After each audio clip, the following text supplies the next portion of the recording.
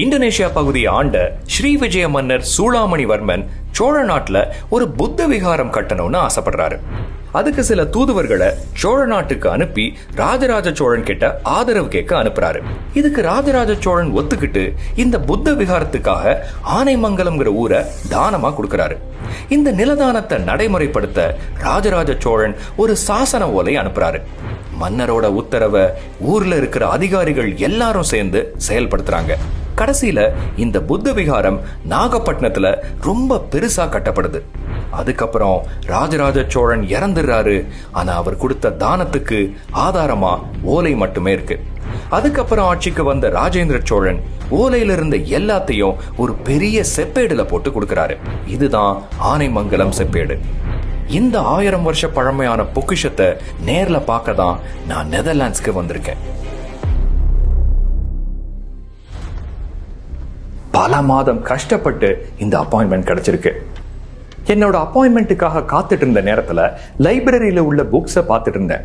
திடீர்னு அங்க இருந்த ஸ்பெஷல் கலெக்ஷன் செக்ஷனுக்கு வர சொல்லி அழைப்பு வந்தது. இன்னும் கொஞ்ச நேரத்துல 1000 வருஷம் பழமையான சோழ பொக்கிஷத்தை பார்க்க போறோம்னு தெரிஞ்ச உடனே நெஞ்சு படபடக்க ஆரம்பிச்சது. ஒரு டேபிள்ல அந்த பிரம்மாண்ட பொக்கிஷத்தை எனக்காக தயாரா வச்சிருந்தாங்க.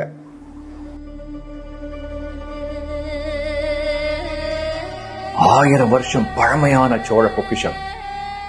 உள்ள நுழைஞ்சதும் அது முத தடவை என்னோட கண்ணுல பட ஏதோ இனம் புரியாத சந்தோஷம். எத்தனை நாள் கனவு!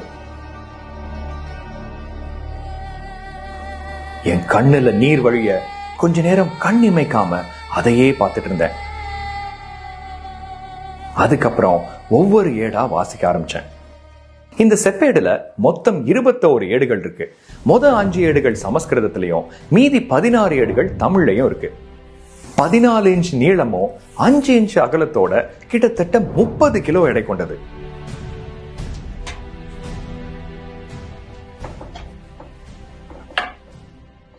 எல்லா ஏடுலையும் சைடுல ஓட்ட போட்டு ஒரு பெரிய வளையத்துல கோர்க்கப்பட்டிருக்கு.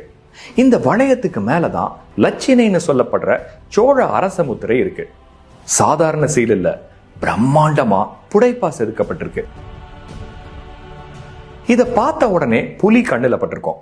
ஆனா இது போக இன்னும் நிறைய இருக்கு. ஒவ்வொன்னா பார்ப்போம். புலி சோழர்களோட சின்னத்தை குறிக்குது. வால் முன்னோக்கி இருக்கிற மாதிரி உட்கார்ந்து இருக்கு. பக்கத்துல 2 மீன்கள் இருக்கு. இது பாண்டிய